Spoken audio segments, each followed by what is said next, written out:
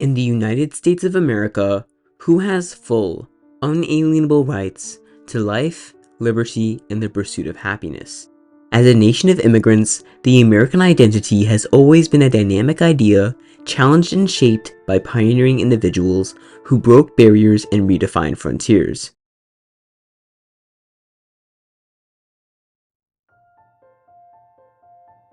From the founding of the nation, race has factored into the question of who counts as an American. The first waves of immigrants mainly consisted of Northern and Western Europeans. The Nationality Act of 1790 stated that any alien, being a free white person, may be admitted to become a citizen.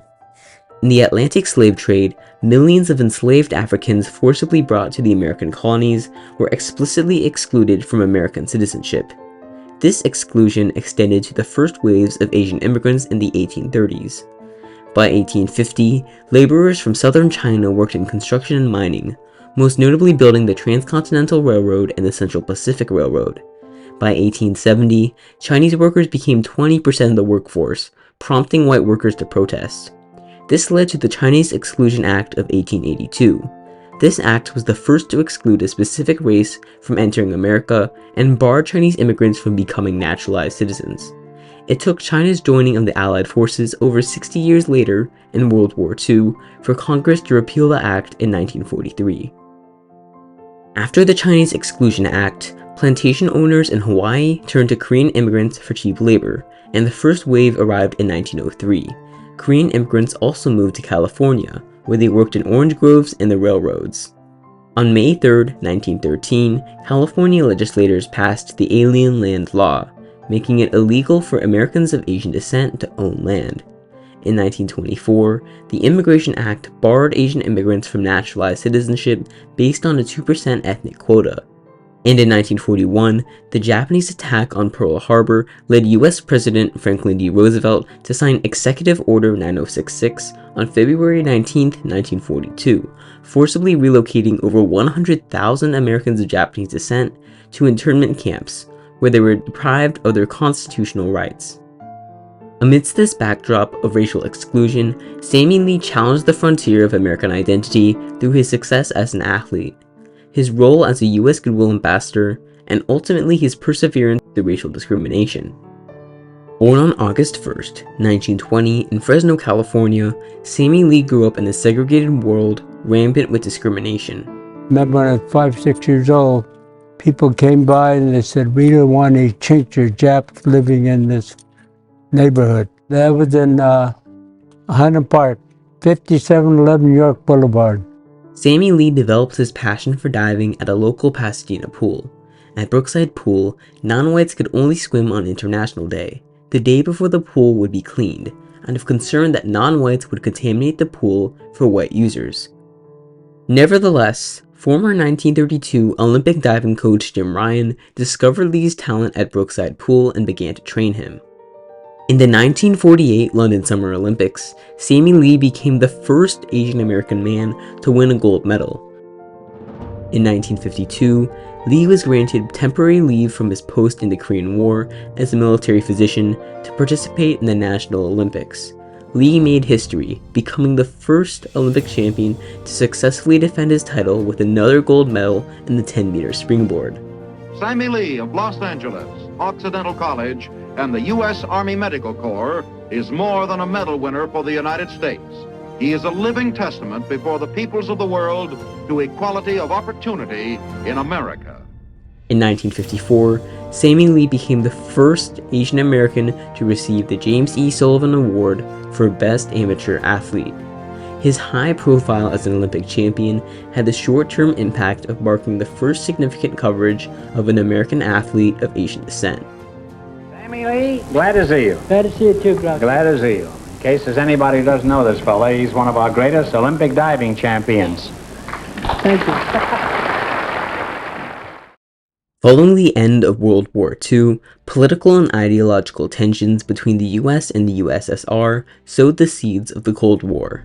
Through communist propaganda, the Soviet Union portrayed America as antagonist to people of color by weaponizing America's history with racial inequality and highlighting the Soviet Union's own purported multicultural unity. Lee's global status as a prominent American of Asian descent led to his appointment as a U.S. Goodwill Ambassador on a 3-month tour of Asia and the Middle East.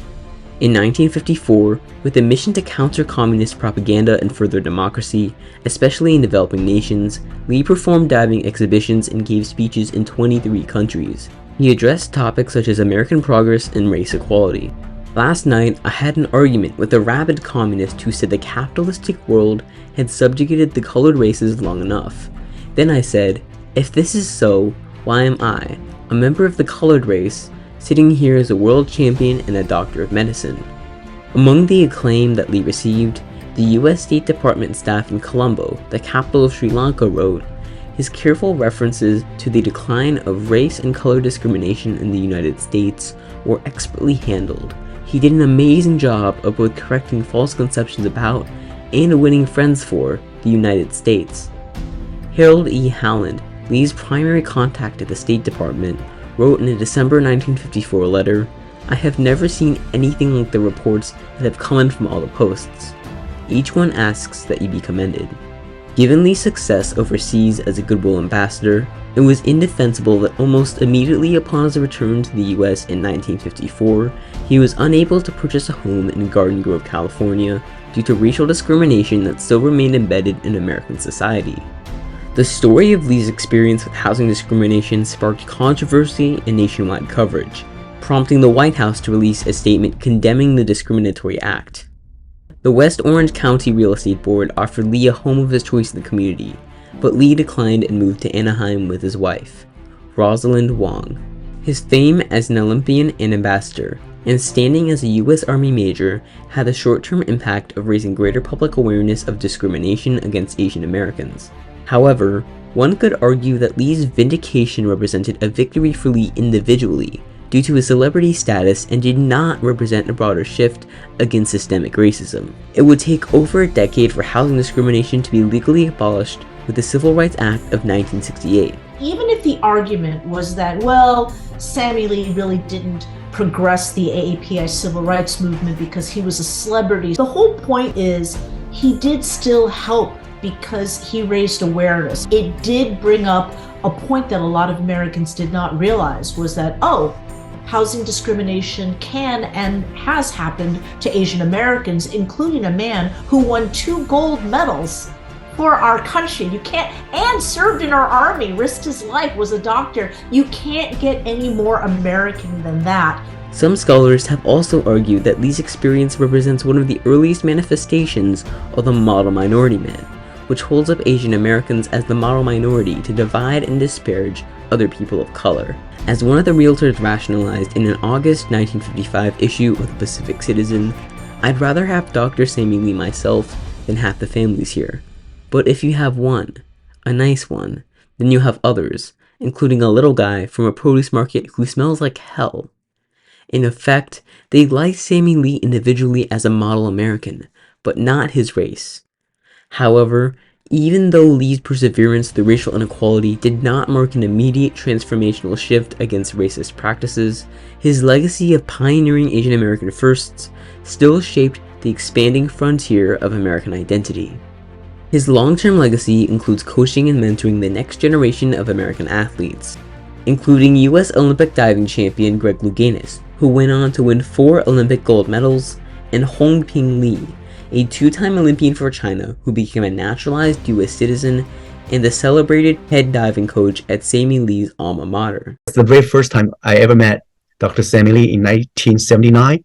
I was only 16 years old. Without Dr. Sammy Lee, I wouldn't be here today. Dr. Sammy Lee does make an impact to bring people like me to be recognized and accepted. In many ways, Hongping Lee's journey and Sammy Lee's legacy epitomize the progression of American identity from exclusion to inclusion. Sammy Lee embodied the idea that being American transcends race. As an athlete, he redefined what it meant to be an American Olympian. As an ambassador, he showcased what it meant to be an Asian American on the global stage. And finally, as an American, Sammy Lee experienced and persevered through racism, paving the way for future generations of Asian Americans to forge their own identities.